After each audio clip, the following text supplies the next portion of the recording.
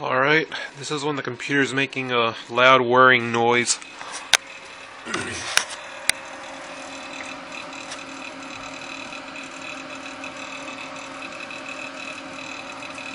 real aggravating.